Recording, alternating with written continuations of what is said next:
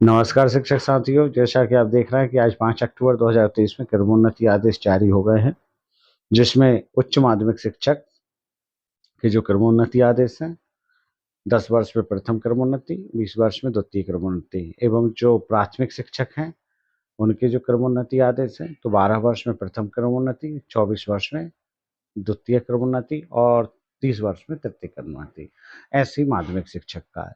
अब बाकी तो क्रमोन्नति आदेश समान ही हैं।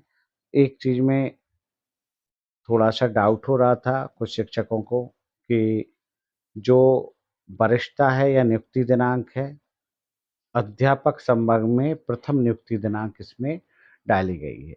तो अध्यापक संवर्ग में प्रथम नियुक्ति दिनांक का मतलब क्या समझें कि संविदा शिक्षक ज्वाइन करने की मानी गई है या अध्यापक में संविलियन के बाद की मानी गई है।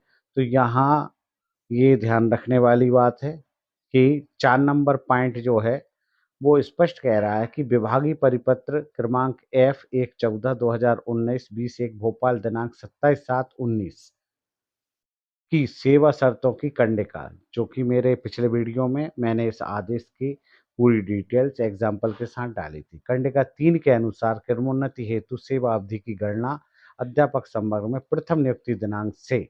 अध्यापक संवर्ग में प्रथम नियुक्ति दिनांक इसलिए लिखा है यहाँ पर कि अध्यापक संवर्ग जो था उसमें प्रथम नियुक्ति का किसी की संविदा भी थी और किसी की शिक्षाकर्मी थी। तो यहाँ ये कन्फ्यूज़न बिल्कुल ना रखें कि अध्यापक संवर्ग में प्रथम नियुक्ति दिनांक अध्यापक संविलियन की दिनांक है। ये स्पष्ट है, अध्यापक संवर्ग में प्रथम नियुक्ति संविदा शिक्षक की ही दिनांक मानी जाएगी।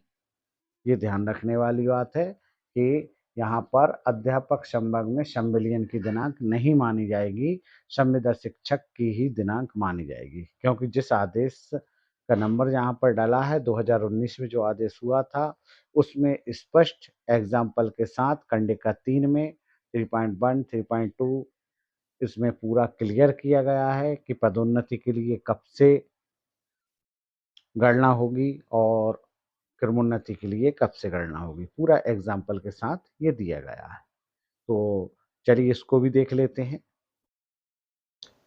यहाँ पर आप देख सकते हैं कि जिस आदेश का यहाँ पर नंबर लिखा है और जिस आदेश की यहाँ पर जो दिनांक है वो है 27/7 और यहाँ पर आप देखें 27/7/2019।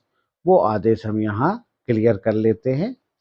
ये है वो आदेश 27/7/2019 और ये है वो जो नंबर लिखा है। तो इसका जो क्रमांक है वो 3 नंबर क्रमांक भी हम देख लेते हैं। इसका जो 3 नंबर क्रमांक है वो ये दिया है। आप चाहें तो इस आदेश को डाउनलोड कर लें।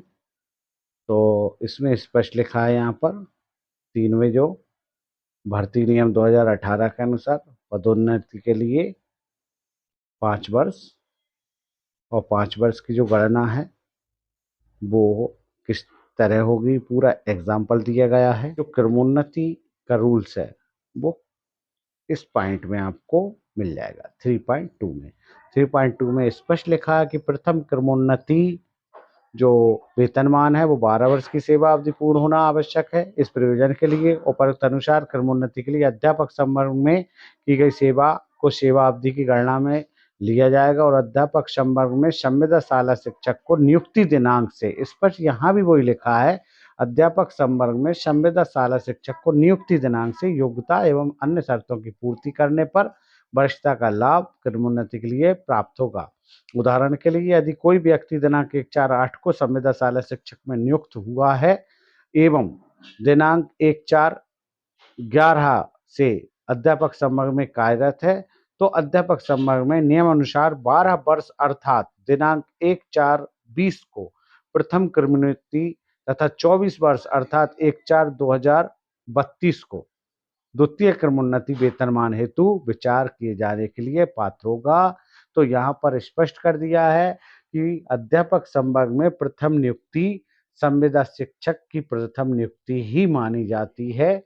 ये स्पष्ट है यहाँ पर। तो इसलिए जो भी डाउट हैं अपने मन से पूरे डाउट निकाल दें। यहाँ पर कोई ऐसा संशय नहीं है कि अध्यापक संवर्ग में 3 वर्ष का हमारा जो है वो नुकसान होगा, ये ऐसा कुछ नहीं है।